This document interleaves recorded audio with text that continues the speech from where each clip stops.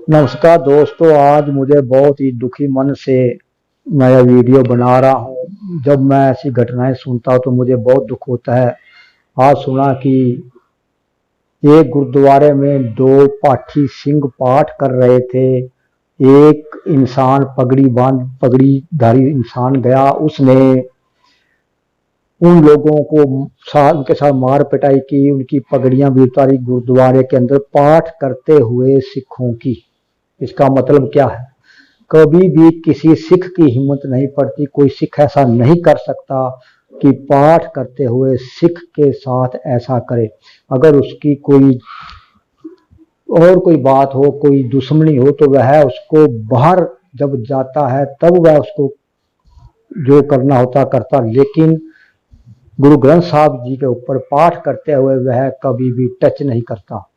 ये मेरे हिसाब से तो कोई गैर सिख है जिसने पगड़ी बांध रखी है और वह सिखों को बदनाम करने के लिए, नीचा दिखाने के लिए ऐसा ऐसा काम करते हैं, ऐसे ऐसे प्रोपोगंडा रचते हैं। जिस तरह ये नेशनल मीडिया ने अमृतपाल के ऑपरेशन में ऐसा किया कि सिखों को बदनाम करके रखा, यानी कि अमृतपाल जी के खिलाफ बहुत कुछ बोला, सिखों के खिलाफ बहुत कुछ बोला।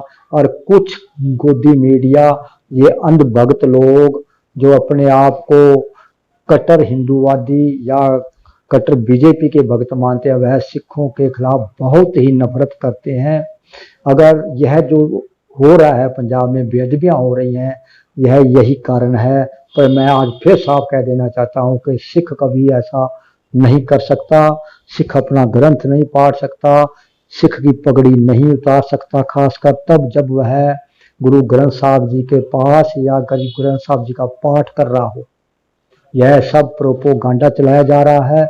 और आपसे मैं एक बेनती और करना चाहता हूं कि आप जितना ध्यान लंगर सेवा करने में लगाते हैं, जितना ध्यान केंद्रित करते हैं लंगर सेवा करने में, इतना ध्यान अगर आप अपनी कौम की तरफ, अपने ग्रंथ की तरफ, अपनी पंथ की तरफ ध्यान करें तो हो सकता है यह सिख कौम दुनिया की नंबर 1 कौम बन जाए।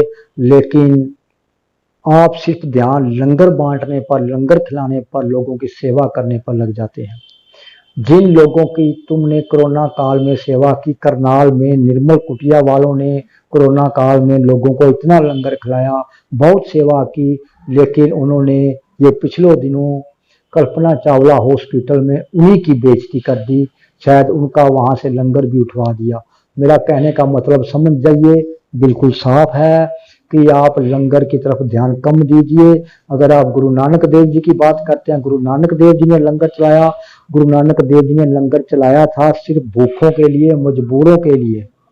ये नहीं कि आजकल अनाज महंगा हो गया, लोग चले और लंगर खाया और चल दे बने। आजकल माहौल कुछ और है। गुरु नानक जी के समय पे माहौल कुछ और था, तब लोग सभी एकजुट होकर रहते थे। पर आज लोगों में नफरत है, सिखों के खिलाफ नफरत है। आपके लंगर से भी लोग दुखी हैं, आपकी पगड़ी से भी दुखी हैं, आपके ग्रंथ से भी दुखी हैं, आपकी हर चीज से ये सिख विरोधी ताकतें दुखी हैं।